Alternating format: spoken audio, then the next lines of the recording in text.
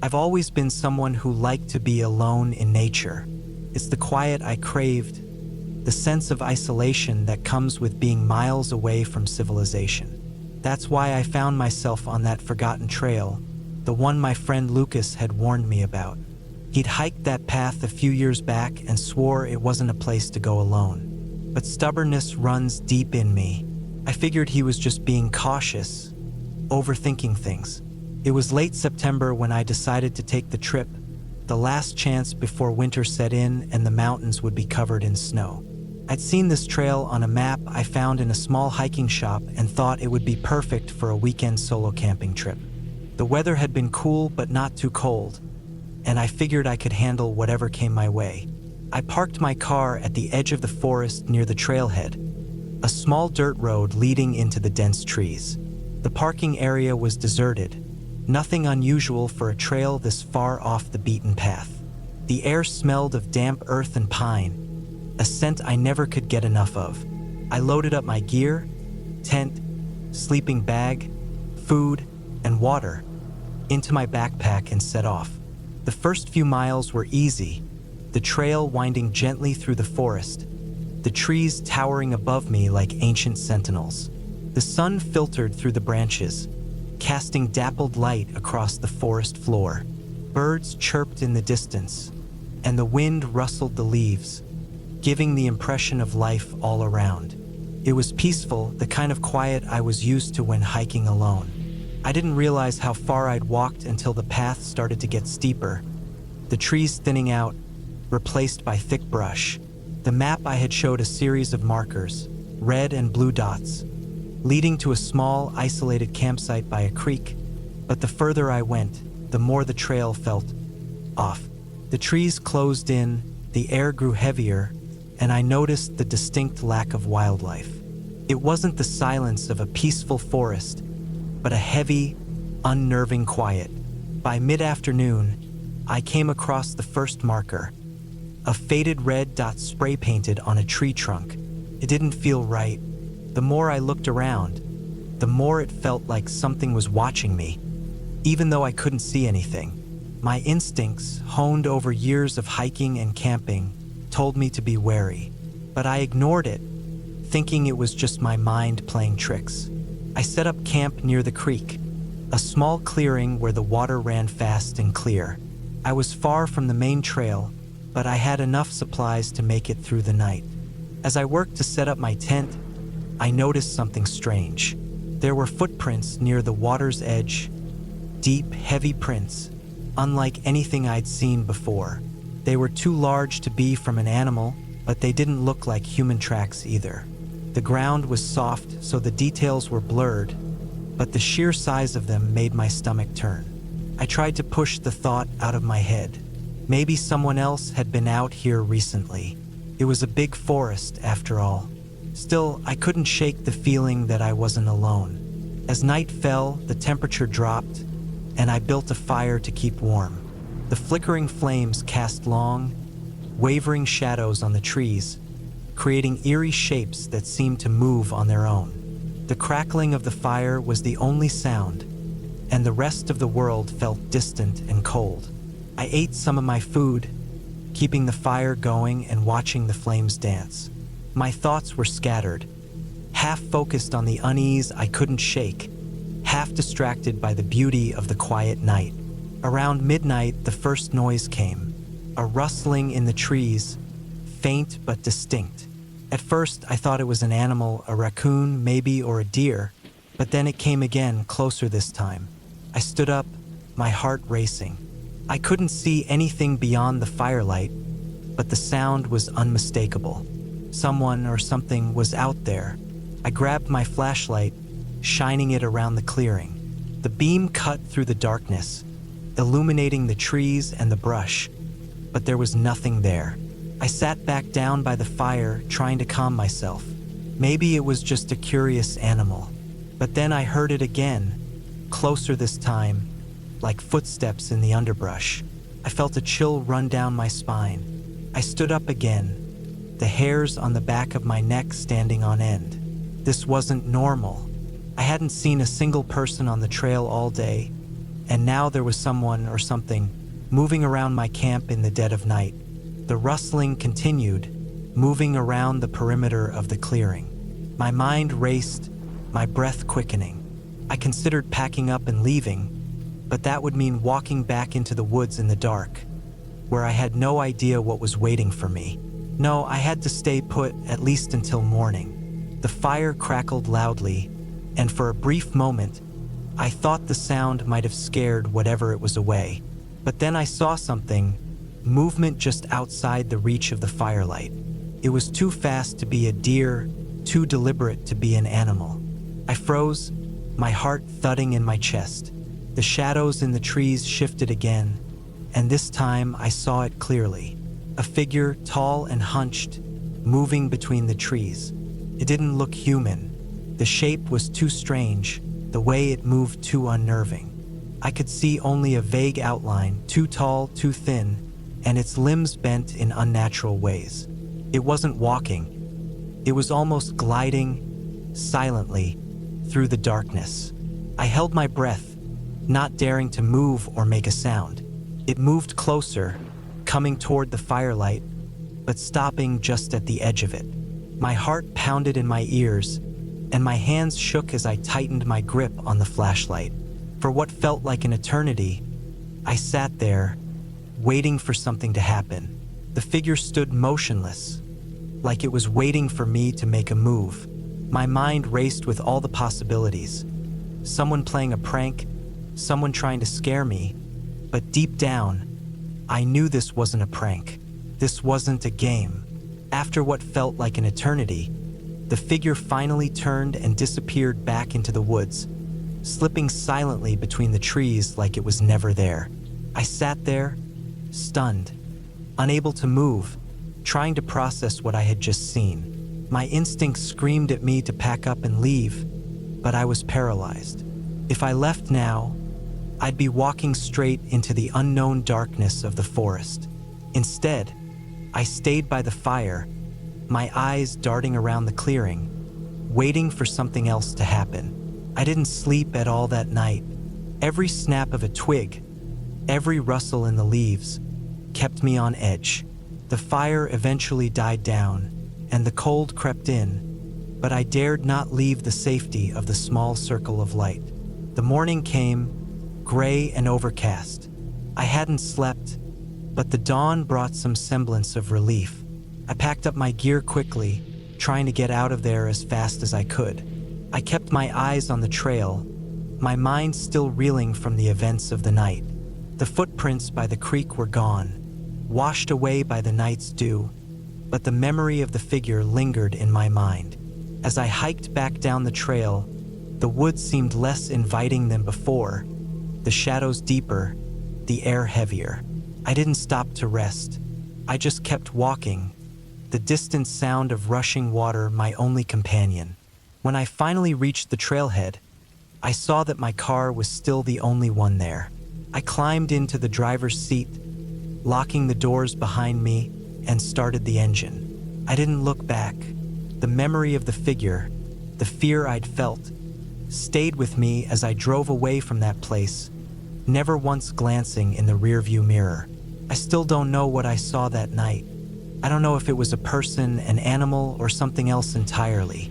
But I know one thing for sure. There are some places in the woods that you should never go alone.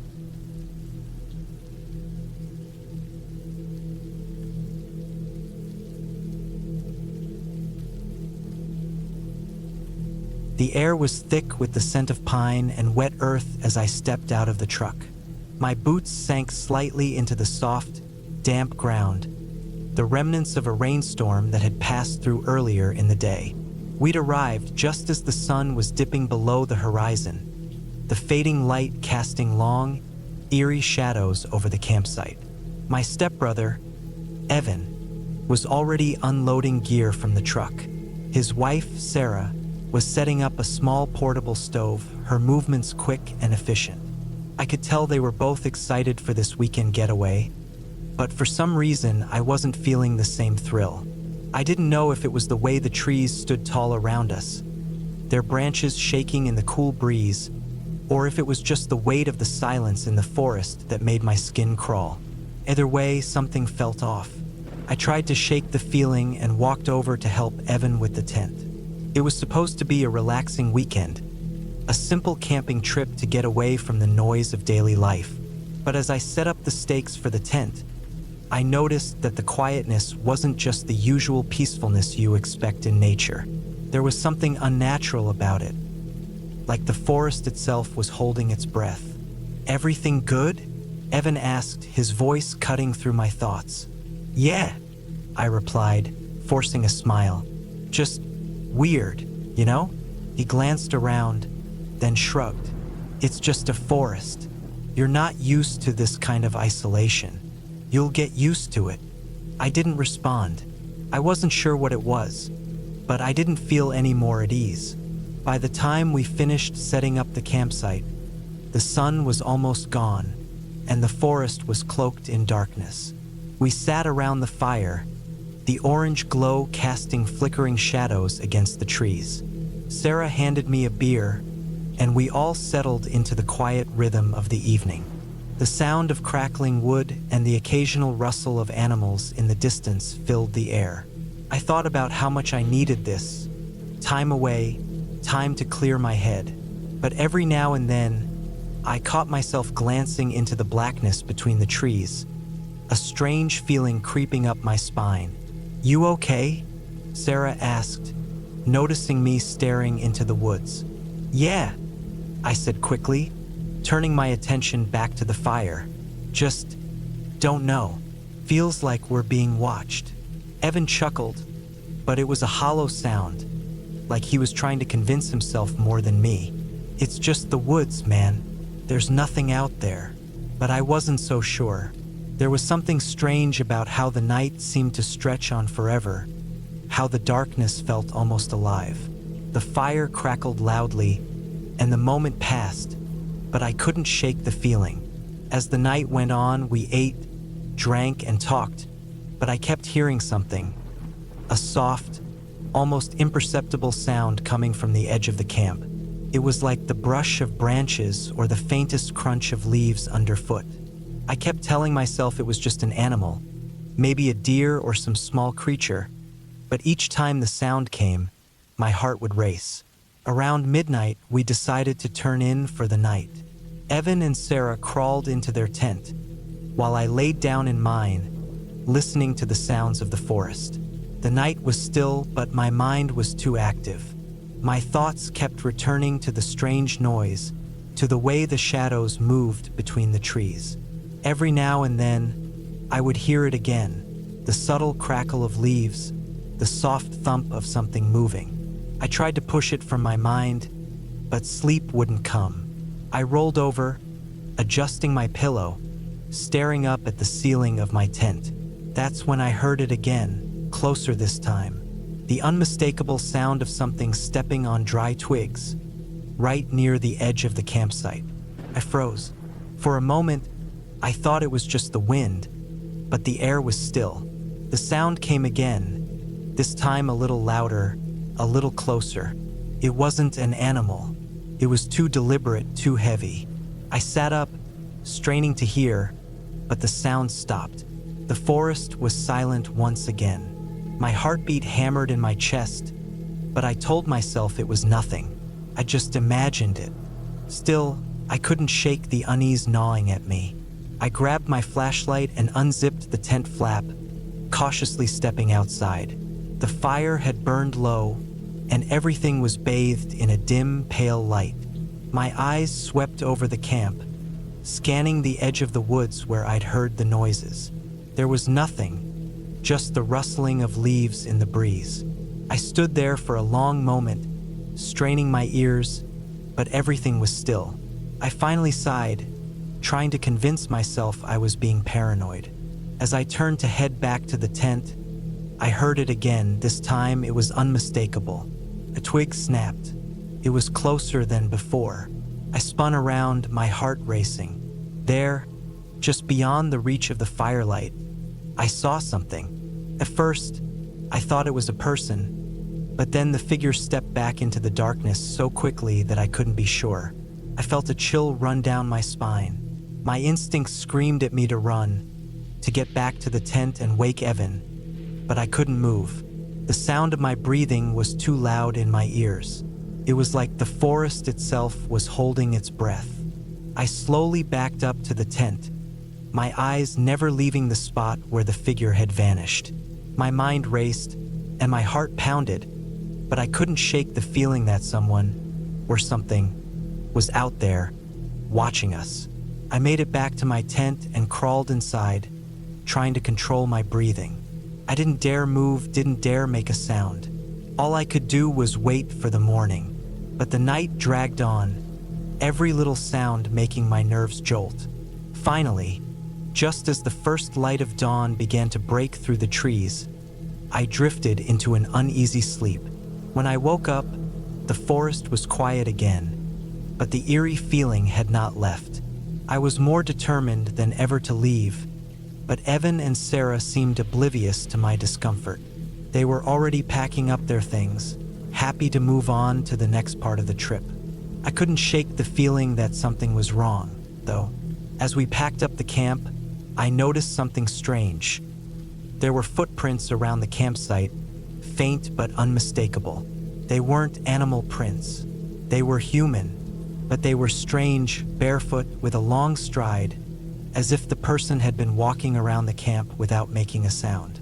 I kept quiet, not wanting to scare anyone, but my unease deepened. It wasn't until we were almost back to the truck that Evan turned to me and asked, "Did you see something last night?" I looked at him, startled. You noticed?" He nodded, his face pale. "I thought I saw someone too." I knew then that whatever had been out there, whatever had been watching us, wasn't just in my head. It was real. As we left the campsite, I glanced over my shoulder one last time, but there was nothing. The forest had swallowed everything back up, leaving no trace of what had happened. The feeling of being watched never truly left me, even as we drove away. I kept looking back into the rearview mirror, half expecting to see something or someone lurking in the trees, but there was nothing. And yet I knew something was out there, and we had narrowly escaped.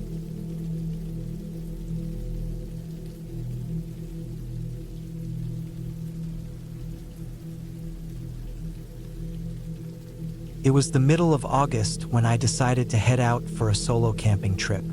I had been planning it for a while, eager to escape the noise of city life for a few days. I wasn't the kind of person who camped often, but I enjoyed the peace it brought. I had some basic gear, a tent, a small stove, and a few meals prepared. It felt like the perfect way to clear my mind, even though I was a little nervous.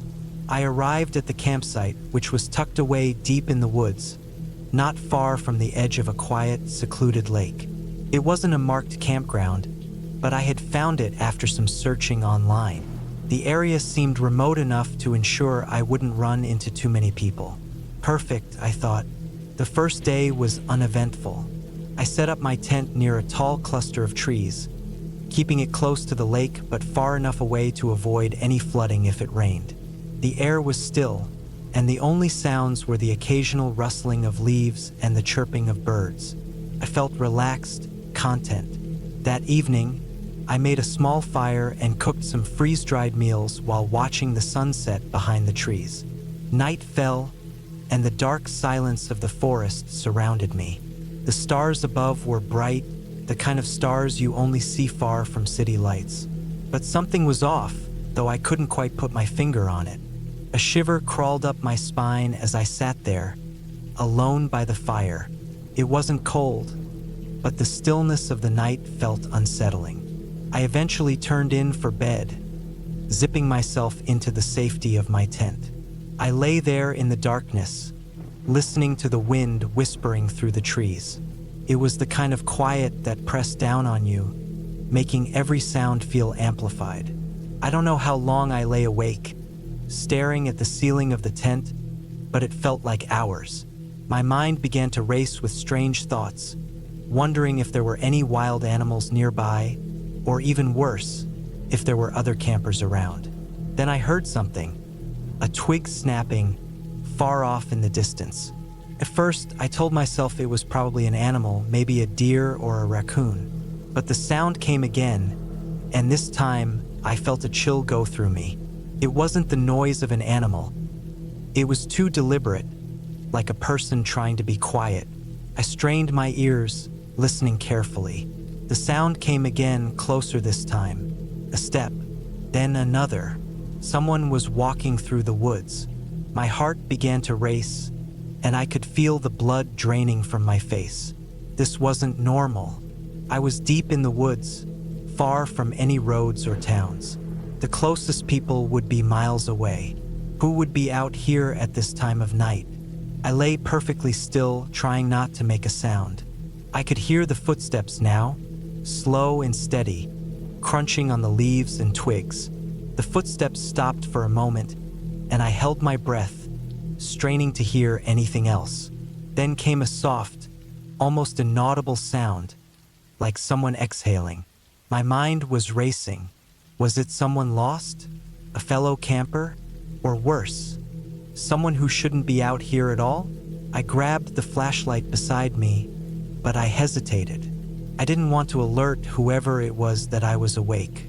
I couldn't shake the feeling that they were near, just beyond my tent. I felt like I was being watched.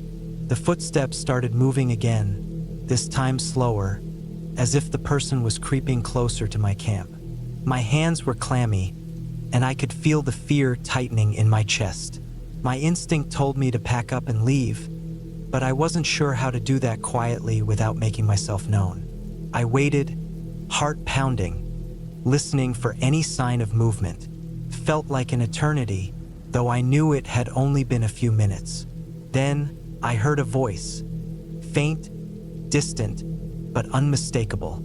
It was low, almost a whisper, and for a second, I couldn't tell if it was real or if I was imagining it. The voice wasn't clear enough to make out any words, but it sent a wave of cold dread through me. I froze, my body tense, not knowing whether I should stay hidden in my tent or do something else. My mind raced for answers, but there were none. It was just me, alone, in the middle of nowhere, with something or someone out there in the dark. And then, just as suddenly as it started, the footsteps stopped. I couldn't hear anything now, not even the sound of the wind. The world around me felt unnaturally still. I didn't know what to do. I could feel my pulse in my throat, every part of my body screaming to run, but I couldn't bring myself to move. I was too scared to breathe too loudly, worried I might make a sound that would give me away. The silence stretched on for what seemed like an eternity. My mind was spinning with every possible scenario, all of them equally terrifying. I wanted to call out, ask if anyone was out there, but the thought of someone hearing me, someone dangerous, kept my mouth shut. Then I heard it again, a faint rustling of leaves, but much closer this time. It was so close, I thought they were right outside the tent. My heart skipped a beat, and I sat up, holding my breath. The rustling continued, moving around the perimeter of the camp, as if the person was circling, watching.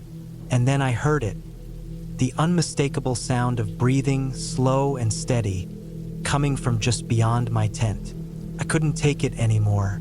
I grabbed the flashlight and clicked it on. The light sliced through the dark, and I threw open the flap of the tent. The forest around me was empty. There was no one there, just the dark trees and the dim glow of the flashlight in my trembling hand. I scanned the area, my heart pounding in my chest, but there was nothing. No footsteps, no rustling, no breathing, just the stillness of the night. I stayed there, frozen in place, my mind racing. Had I imagined it all? Had the fear gotten the best of me? It didn't feel like it. Something didn't add up. I decided to wait until dawn. I wasn't going to leave until I had some daylight, no matter what. I wasn't sure what was going on, but I wasn't about to risk it. The rest of the night passed in restless, sleep-deprived silence. The moonlight filtered through the trees, casting eerie shadows all around me. The air was cold now, and I felt every single shiver that ran through my body. When morning finally came, I didn't wait long to pack up. My nerves were shot. As I packed my gear and folded the tent, I noticed something strange. The dirt around the campsite was disturbed, like someone had been walking around in circles. I hadn't noticed it last night, but now, under the light of day, it was clear. There were footprints, large, heavy ones, surrounding my tent. I tried to tell myself it was just a trick of the wind, or maybe an animal, but deep down, I knew the truth. Someone had been out there, watching me. I didn't waste any more time. I packed up the rest of my gear and left, walking briskly back to my car. I didn't look back, and I didn't stop until I was safely on the main road. I still don't know what happened that night or who the person was. I never found out. But one thing was for sure. I wouldn't be camping alone in the woods again.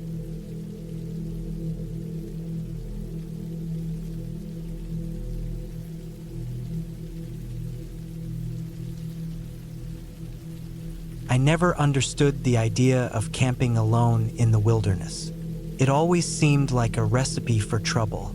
But there I was in the woods, miles away from civilization. My name is Daniel Rhodes, and I'm 32 years old. I work a desk job, usually dealing with numbers, deadlines, and paperwork that don't matter much once you leave the office. I don't have a lot of friends. My family is distant at best, and in truth, I've spent most of my life keeping to myself.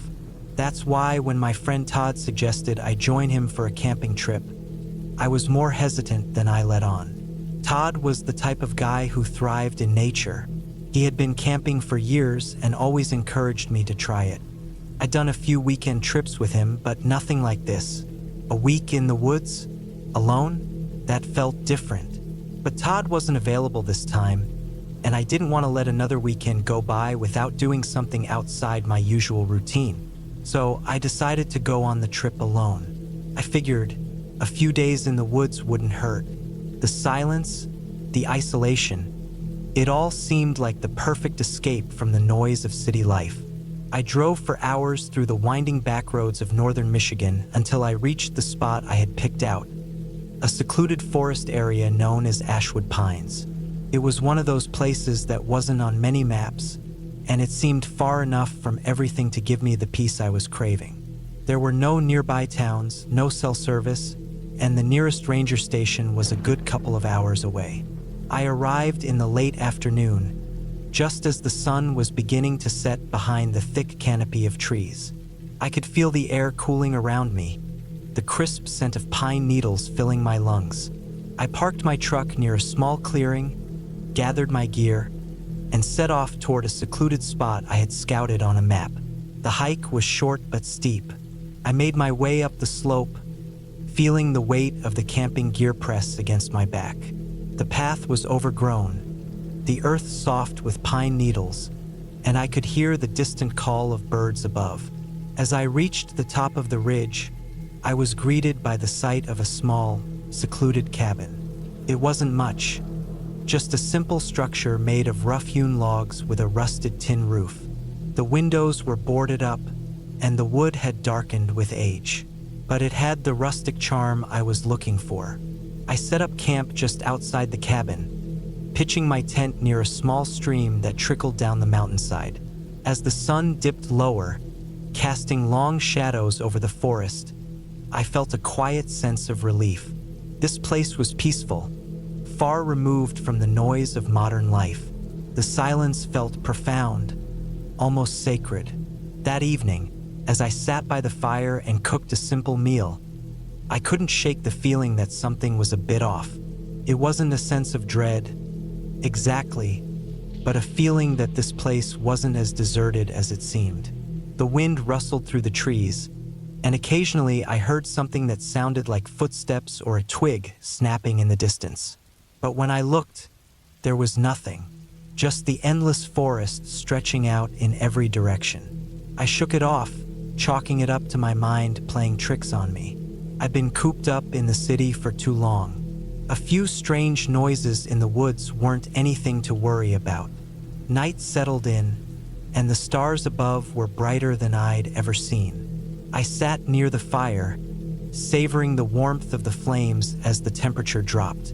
I couldn't help but feel a bit of excitement.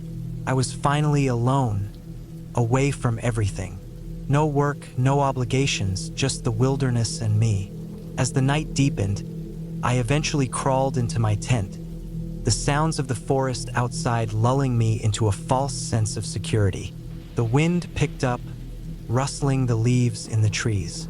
I thought I heard something again, a rustling sound, but this time it was closer. I told myself it was just a raccoon or some other small animal, but my heart rate picked up nonetheless.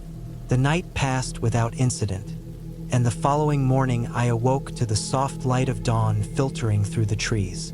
I packed up my camp, left the cabin behind, and decided to explore deeper into the forest. There were trails here that hadn't been used in years, and I wanted to see how far they went. As I ventured deeper into the woods, I couldn't help but feel like I was being watched.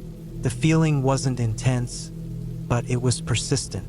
Every time I stopped to catch my breath or take a drink of water, I felt eyes on me.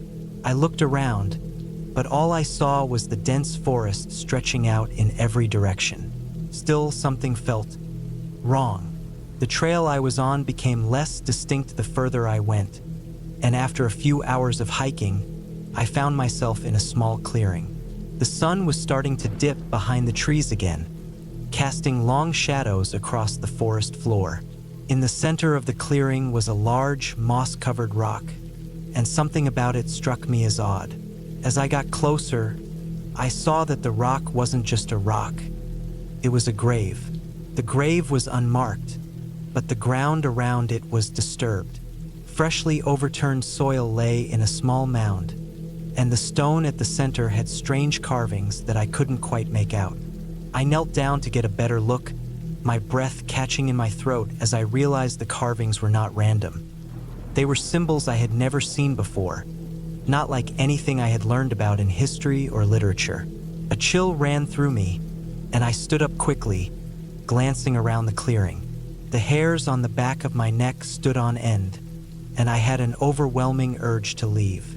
Something felt incredibly wrong about this place, like it was hiding something that I wasn't meant to see. I turned and started to make my way back, trying to shake the feeling of being watched. The walk back to the cabin was uneventful, but I kept hearing noises in the distance. Branches snapping, the rustle of leaves. But every time I looked, there was nothing. When I arrived back at my camp, I immediately started packing up. I wasn't sure why, but I felt the need to leave. The thought of staying another night in this place made my skin crawl. I had only planned to stay 2 nights, and I decided it was best to head home early. As I packed my things, I heard a faint noise behind me. At first, I thought it was just an animal, maybe a deer or a raccoon. But as I turned around, I saw something that made my heart race. A man stood at the edge of the clearing, barely visible among the trees. He was tall and thin, wearing a dark jacket and a wide-brimmed hat that obscured his face. I couldn't see his features, but something about the way he stood there, motionless, sent a wave of panic through me. I had no idea who he was or how long he had been watching me. I froze, unsure of what to do. My instincts screamed at me to run, but I couldn't tear my eyes away from the figure. He didn't move. He just stood there, like he was waiting for something. Then, without warning, the man stepped back into the trees, disappearing from sight. I stood there for what felt like an eternity, heart pounding in my chest. I had no idea what to make of it. Was he just a lost hiker, or was there something more to it? I didn't wait around to find out. I grabbed my gear and hurried back to the truck, not looking back. The forest seemed darker now, as if the trees themselves were closing in on me. Every rustle, every crack of a twig underfoot, sent a jolt of panic through me. I finally reached the truck, threw my gear in the back, and drove away as fast as I could. As I sped down the winding roads, I glanced in the rearview mirror, half expecting to see someone following me. But the road behind me was empty. The feeling of being watched, however, lingered. The entire drive home, I couldn't shake the sense that the man was out there, somewhere, still watching me. I never went back to Ashwood Pines. A part of me still wonders about that grave in the woods and the strange man I saw. What was he doing there? Was he just a lost hiker? Or was there something more to his presence in that isolated forest? But I'll never know for sure, and I'm not sure I want to.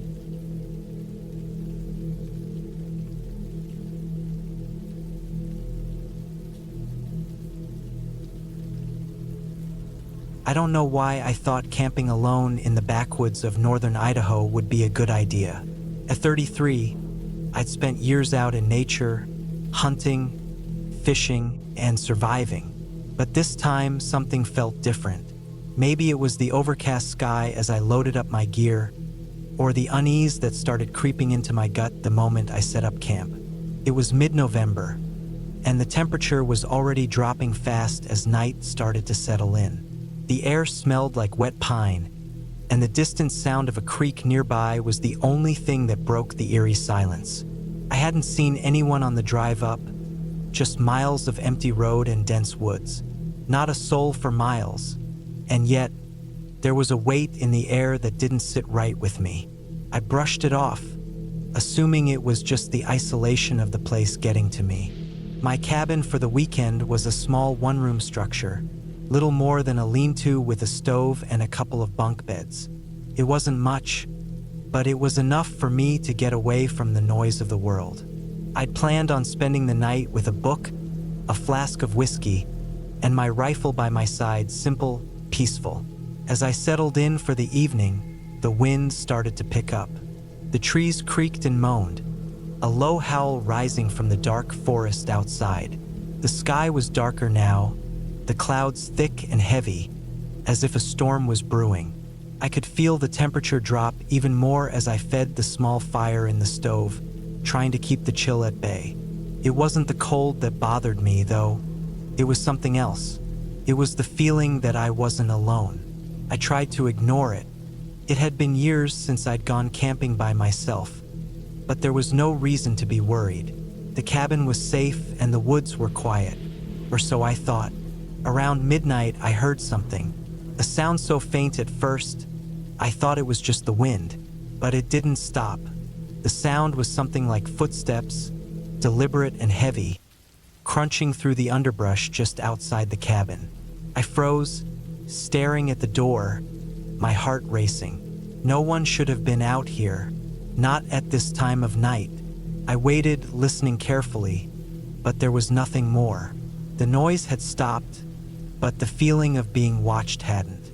I grabbed my rifle, not really expecting anything, but unable to shake the sense that something was wrong. I waited another hour, sitting in the dark, straining to hear anything. But nothing came. The silence returned, broken only by the occasional crackle from the stove. Eventually, I convinced myself I was just being paranoid. The wind had picked up, and maybe it was playing tricks on me. But then, just as I was about to get up and check the perimeter, I heard a sound that stopped me dead in my tracks. A low, guttural growl from just outside the window. I'd been in the woods enough to know the sounds of the wildlife, and that was no bear or cougar. This was something else entirely, something human but not. A shiver ran down my spine. The growl wasn't animal. It was deep, like a voice trying to come through the darkness. I sat motionless, listening intently, praying it would go away. The growl came again, louder this time, and then it was followed by a thud against the wall. My blood ran cold. Whatever it was close, too close. I knew I had to act, but my body felt paralyzed, as though some instinct deep inside was telling me to stay still and not make a sound. I looked toward the window, the pale light from the stove flickering in the distance, casting shadows across the walls. The thing outside was moving around the cabin now, circling it. I could hear its steps, the rustling of leaves, and the occasional scrape of claws against wood. I slowly reached for the rifle, my fingers trembling, and tried to steady my breathing. Whoever or whatever was outside, I had no way of knowing if it was human or something else entirely. I crept to the door and peeked through the small crack in the window. For a moment, I saw nothing, just the thick darkness of the trees beyond. But then, just at the edge of the cabin's porch, I caught sight of something. A figure, crouched low to the ground, moving unnaturally. Its skin was stretched tight over its bones, its eyes glowing faintly in the dark. I couldn't see its face clearly, but something about its shape, the way it moved, didn't sit right. It wasn't human. My heart was hammering in my chest now, but I couldn't look away. The creature, if that's what it was, seemed to sense my gaze and froze. Then, as if on cue, it rose to its feet in a jerking motion, its head snapping unnaturally to the side. I could feel its eyes on me through the window, and I knew I had been spotted. The growl came again, louder now, almost like a low laugh, but it wasn't a laugh. It was mocking. It was like the thing knew I was scared. I was paralyzed with fear. In my mind, I kept telling myself it was just a trick, that I could handle this. But the instinct to flee was overwhelming. I quickly made my way to the back of the cabin, praying it wouldn't follow. My hands were shaking as I grabbed my gear and started preparing to leave. But then I heard something that made my blood run cold. Footsteps, multiple heavy ones, approaching from behind. Slowly, they grew louder, the sound of boots crunching in the snow. I knew then that I wasn't alone anymore. I didn't know how, but whatever had been outside the cabin was no longer the only threat. The door swung open behind me with a bang. I turned around, rifle raised, ready to fire. But what I saw made my heart stop. It wasn't a person. It was more like a twisted version of a person. A thing that wore human skin, its eyes wide and empty, its mouth stretched into a grotesque smile. Its fingers were long, unnaturally thin, and its body moved in jerky, unnatural ways, like it was struggling to keep its shape. It was wearing a ripped coat, but it wasn't a man. It was something far worse. My instincts kicked in and I fired. The shot echoed in the cabin, but the thing didn't even flinch. Instead, it lunged forward with terrifying speed, grabbing the barrel of my rifle and twisting it out of my hands. I backed away, my mind racing for a way out. It was then I noticed the thing's eyes. They weren't human. They were black, soulless, and full of malice. But in that moment, I also saw something else. It wasn't just the eyes. It was the way the creature moved, like it wasn't even sure what it was anymore. I stumbled backward, falling over a chair, but it didn't come after me immediately. Instead, it just stood there watching me. It was like it was waiting, as though it knew I wouldn't escape. Then, as if bored with the game, it turned and disappeared into the woods, moving far too quickly to be human. I didn't wait for it to come back. I grabbed my pack, my rifle, and whatever gear I could carry. There was no time to waste. I bolted out the back of the cabin, my mind blank with fear. I ran as fast as I could through the woods, stumbling over roots and rocks, not stopping for anything. The thing was still out there somewhere, but I couldn't look back. Hours passed, and I didn't stop running. Eventually, I made it back to the main road and flagged down a passing truck. The driver didn't ask questions. He just drove me straight to the nearest town. I didn't say much when I got there. I don't know if anyone would believe me anyway. What I saw in those woods that night was something beyond anything I'd ever encountered before, and I knew I'd never be going back. Whatever it was, whatever had been stalking me out there in the dark, it wasn't human, and it wasn't finished.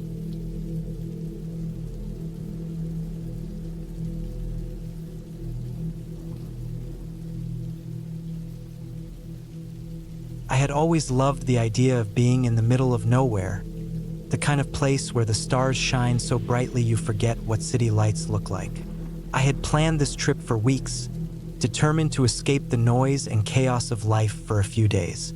The destination was a remote campsite in the rugged mountains of Wyoming, where my best friend Ethan and I had spent many summers camping when we were younger. The spot had always been a favorite of ours, tucked deep into the woods, far from any roads or trailheads. Ethan had been my close friend for over 20 years. We met back in college, both of us having the same passion for the outdoors. We had done everything together, camping, hiking, even rock climbing. But the years had changed us both. He had moved out of state, married, and started a family, while I had stayed in Wyoming working as a forest ranger. Our lives had drifted, but we promised each other we would take one final camping trip together, just like old times. It was supposed to be simple. A weekend getaway, no distractions, no schedules, just the woods, a campfire, and the peace that comes with being far from the world. The weather was perfect when we arrived at the site. It had rained the day before, leaving the air crisp and fresh, with that earthy scent that always filled my lungs when I spent time in the woods. The forest seemed alive, every tree and bush filled with the sound of distant birds and the rustle of the wind. It felt like the perfect spot to disconnect. We set up camp just as we had done countless times in the past. A small tent, a campfire pit, and our gear scattered about, ready for whatever we might need.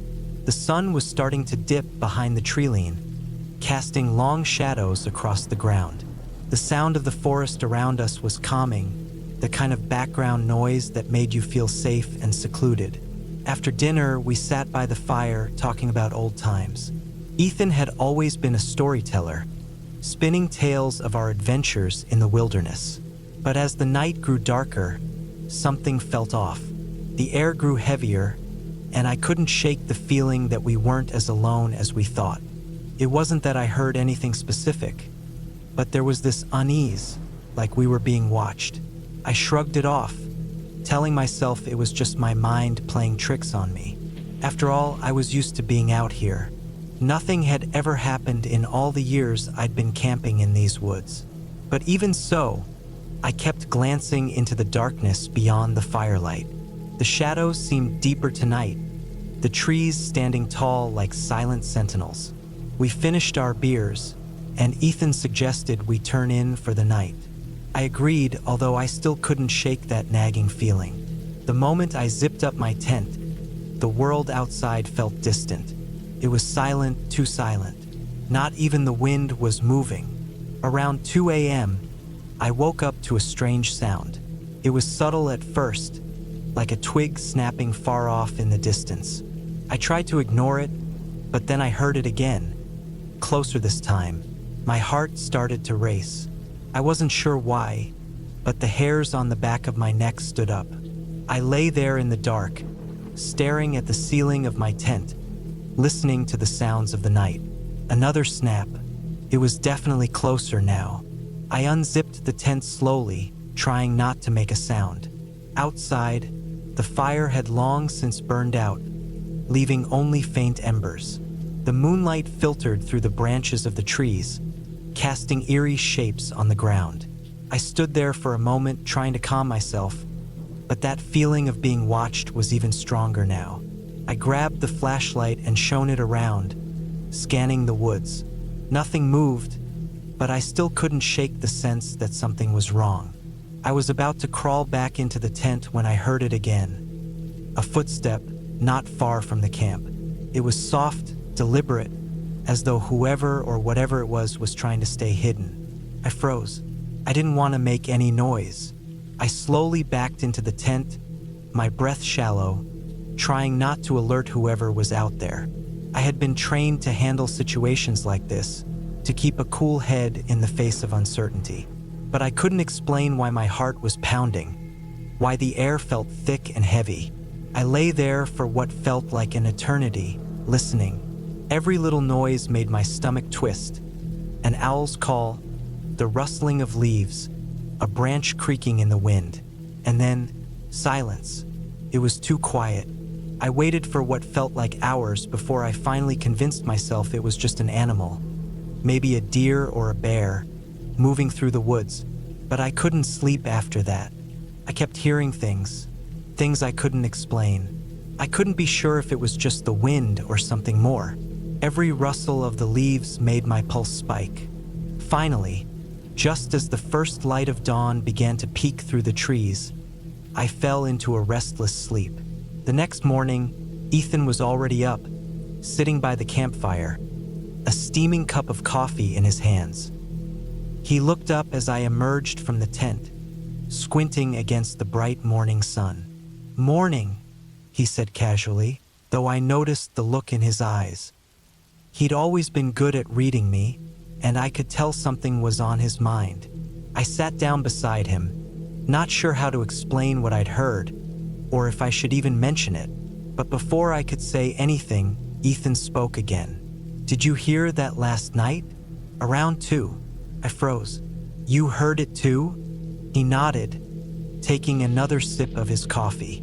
"I thought it was just me, but I'm glad you're awake. Thought I was going crazy. Something's out there, man. Something's moving around." I could see the tension in his shoulders.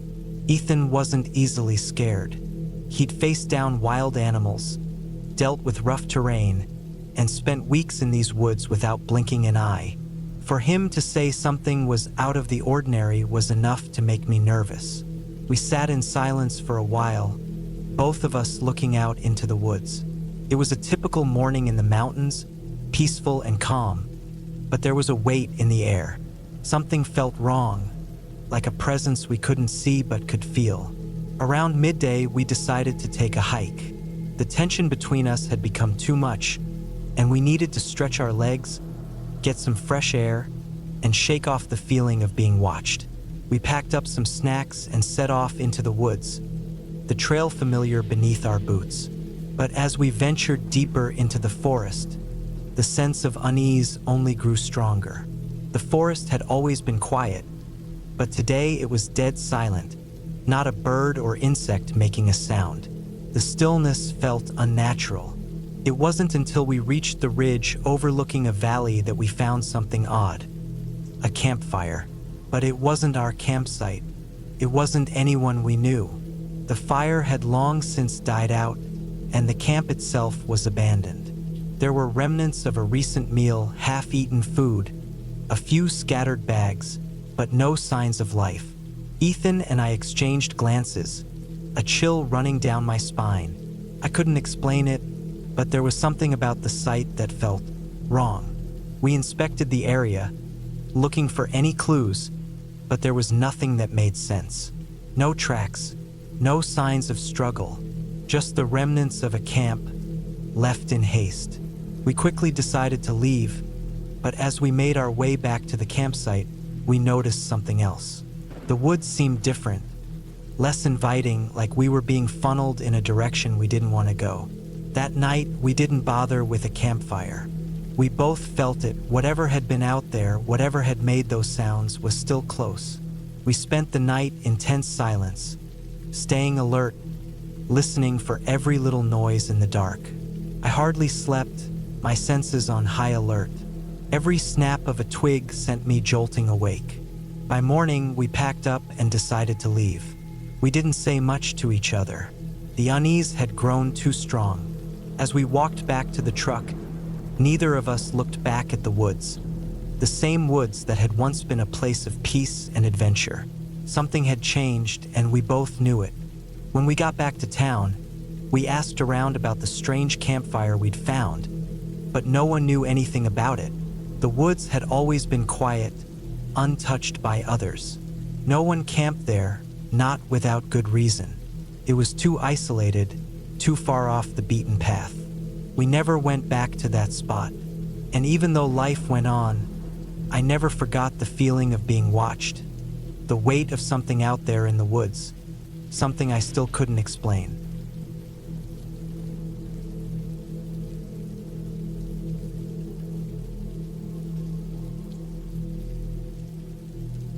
I never thought I'd end up like this, alone in the wilderness, doing a routine patrol, keeping an eye on things, while trying to keep my mind off the last couple of weeks that had haunted me. It was early spring in a remote part of Colorado, far from the city and even further from the noise of life. It wasn't my first time on a camping shift, but this one felt different. Maybe it was the silence of the place, or maybe it was the weight of the past few months, but I had this feeling gnawing at the pit of my stomach. Something wasn't right. My name's Rob McAllister.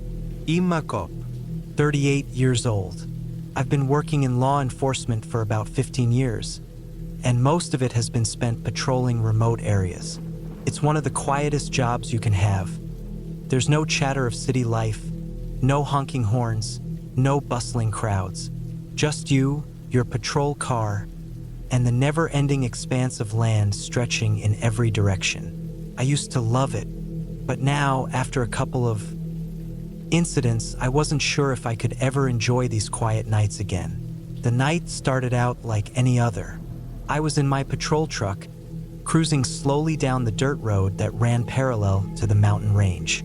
The low rumble of the engine was the only sound, and the smell of pine and damp earth filled the air.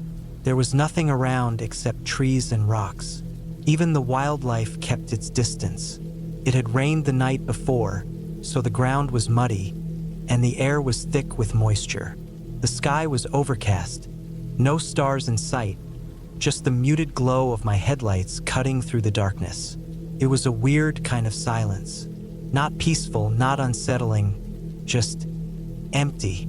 I had been on the job long enough to know how to keep alert, even in the dullest moments. But there was something strange about this place, a feeling I couldn't shake. I pushed it to the back of my mind and tried to focus. A couple of campers had set up tents off the trail about 10 miles back, and my job tonight was to make sure they weren't causing any trouble. A quick check-in was all it would take. Then I could head back to base and call it a night. Simple. As I drove further down the road, the lights from my truck bounced off the wet ground, reflecting off puddles and muddy tire tracks. The trees were dense here, their branches heavy with rain, stretching up like dark, towering figures. Every now and then, I caught a glimpse of something in the shadows, a pair of glowing eyes from a deer or a raccoon, but it was always gone as quickly as it appeared. I wasn't worried. It's a good job, a simple job, but it always feels like your mind's racing faster than your body can catch up. It's probably the isolation, the emptiness. I turned off the main dirt road, following a narrow trail that led toward the campsite. The trees here were older, their trunks thick and gnarled, twisted by years of harsh winds and storms. It was eerie in a way, the way the trees seemed to bend toward each other, like they were whispering something I couldn't quite understand. I turned up the radio slightly, just to fill the silence. I parked the truck a little further from the campsite than usual. I didn't want to spook anyone who might be out there. The headlights illuminated the area in front of me, revealing a scattering of small tents and the remains of a campfire that had long since died down. The campers seemed like they'd gone to bed early. I could see the faint glow of a lantern in one of the tents, but there was no movement. I stepped out of the truck, letting the cold air hit my face. It was refreshing in a way, kept me alert. As I approached the campsite, I noticed something odd. The fire pit wasn't as I'd left it. There were fresh tracks in the dirt, large, booted footprints leading around the camp. They weren't the same size as the ones I'd seen earlier. My heart rate quickened, but I forced myself to take a breath. There was no reason to panic. People wander off at night sometimes. Maybe the campers had gotten lost or were walking around. I glanced at my watch. It was nearly 11 p.m. The trail around here was easy to lose track of, especially with the rain making everything look the same. I continued walking through the camp, checking each tent as I passed. One was unzipped slightly. I could see the faint outline of someone inside, curled up and fast asleep. Another was completely sealed, no light from inside. I stood in front of the third, hesitating. Something felt off. I knelt down to check under the tent's flap. As I did, my flashlight flickered. I cursed under my breath, smacking it against my hand. It turned on again, but the light was dimmer than before. I stepped back, scanning the area around me. There was something strange in the air, like the hairs on the back of my neck were standing up, but I couldn't figure out why. I walked around the camp, but the tracks were the only signs of activity. Nothing else. I took a couple more steps, turning around quickly, my flashlight cutting through the dark. That's when I saw it. The shape. It was standing just beyond the trees, barely visible, but unmistakably human. It was tall, too tall, and it wasn't moving. For a split second, I thought it was a trick of the shadows, but no, there it was again. A silhouette against the dark forest. It wasn't a deer. It wasn't an animal. I froze, heart hammering in my chest. My instincts told me to stay still, to not make any noise. If I moved, whatever it was would notice me. The shape didn't budge. It just stood there, watching, waiting. I slowly backed away, my hand hovering near the gun holstered at my side. But I didn't want to make a scene, didn't want to alert whatever it was to my presence. My flashlight flickered again. I had to get back to the truck. The moment I turned around, the rustling started. Faint at first, like the wind pushing through the branches, but then it grew louder, closer. I could hear something moving through the underbrush. Fast. Too fast for an animal. Too deliberate. I spun around, raising my flashlight again, but there was nothing, just darkness and trees.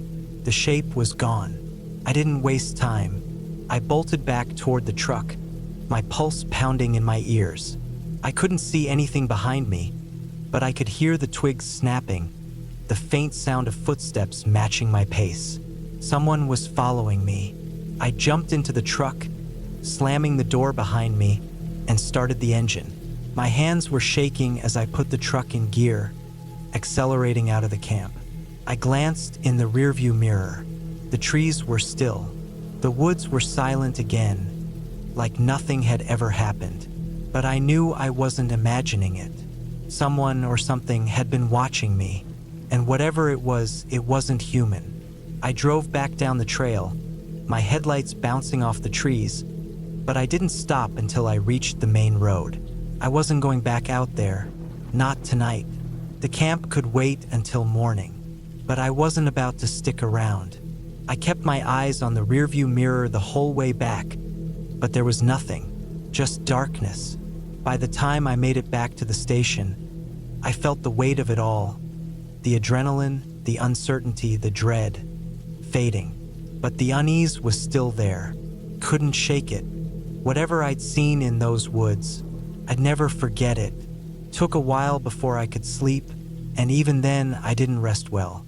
The image of the figure standing in the woods haunted me. Was it real? Was it just some trick of my mind? I don't know. But I'm sure of one thing now. There are things out there, things in the woods, and they're not afraid of us.